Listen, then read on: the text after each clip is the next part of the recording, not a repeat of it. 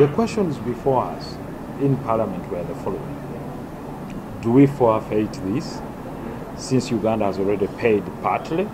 So, because as a result of what we saw from the agreement, it was very clear that if we do not pay on the 30th, and after 14 days later, we also default in making our commitment, then we forfeit even the other part of the payment. Now, this would be detrimental to Ugandans, and the Ugandan taxpayers would have made a loss as a result of our failure to make these approvals. But we've put clawbacks to this approval. During the part of the presentation of the report, we made such recommendations as EIN. One, that we shall not go ahead to appropriate more monies in the next budget, which is by May of this year, 2019.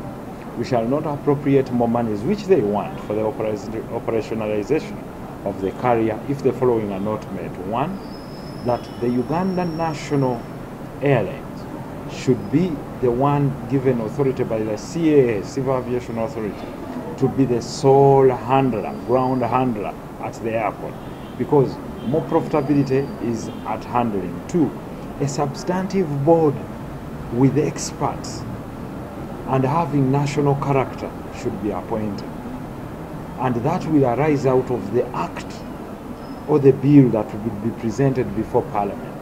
Then we can talk about recruitment. Yes, they can pay for the planes. We can even take 2-3 months. We must know the routes, and we must know the approvals of the routes. We must know the recruitment, where it was done, how it was done.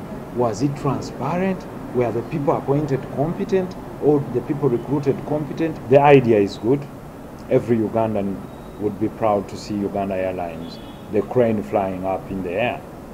The process, we can always make it better.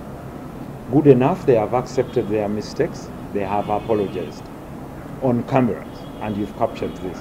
Now, if someone apologizes and they accept their mistakes, we can only help them to do better. But the issue is, do we need a carrier? Yes. Have we got our obligations to meet by making the payment effective? Yes. Can we make it better? Yes. After having learned this lesson, let's bring on board experts, people that operated airlines, trainers, people that are experts in managing aircraft.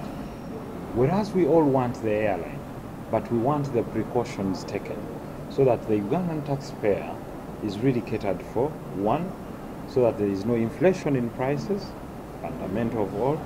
Two, so that we are sure of who the shareholders of the Uganda National Airlines are. And finally, so that the operations of the Uganda National Airlines are well streamlined.